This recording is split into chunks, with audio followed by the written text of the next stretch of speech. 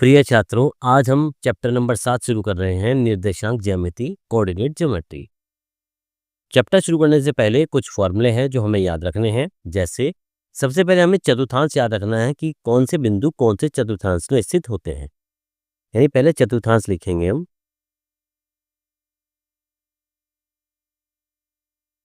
चतुर्थांश यानी कि क्वाड्रेंट, जिसको हम कहते हैं क्वाड्रेंट।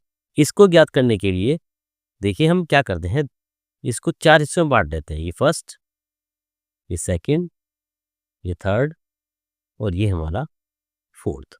हमें देखना है कि पहले चतुर्थांश में कौन कौन से बिंदु होते हैं, दूसरे में कौन से, तीसरे में कौन से और चौथे में कौन से। पहले में चतुर्थांश में हमारे दोनों बिंदु जो आते हैं, दोनों हमारे प्लस प्लस के ही होते हैं। दूसरे में पहला माइनस का होता है और दूसरा हमारा प्लस का होता है। तीसरे में हमारे दोनों बिंदु माइनस के कहे जाएंगे और चौथे में पहला प्लस और दूसरा माइनस। इसका मतलब ये होता है, देखिए इस टाइप का क्वेश्चन एक क्वेश्चन पेपर में 100% आता है, हर साल आता है कि बिंदु बताइए कौन से चतुर्थांश में स्थित है। जैसे यहाँ पर दोनों संख्या प्लस की है, मान लीजिए क्वेश्चन में आ गया 5 3, कौन से चतुर्थांश में आप बताएंगे, प्रथम में। और मान लीजिए आता है -5 3, ये कौन से में आता है, दूसरे में, क्योंकि पहली संख्या माइनस दूसरी प्लस। हमें केवल संख्याएं देखनी है, पहली कौन सी है और दूसरी कौन सी है। अगर दोनों संख्याएं प्लस की हैं तो पहले चतुर्थांश में आएगा, पहली माइनस की दूसरी प्लस की है तो दूसरे में आएगा। अगर दोनों ही संख्याएं हमारी माइनस की हैं तो तीसरे में आता है, और पहली प्लस की है और दूसरी माइनस की है तो ये हमारा चौथे चतुर्थांश में आएगा। इसके अलावा हमारे बिंदु दे रखा है, मान लीजिए दूसरा फॉर्मूला जो है हमारा दूरी निकालने के लिए, ये दे रखे हैं बिंदु। मान लीजिए बिंदु दे रखा है एक तो x1 y1 तथा x2 y2।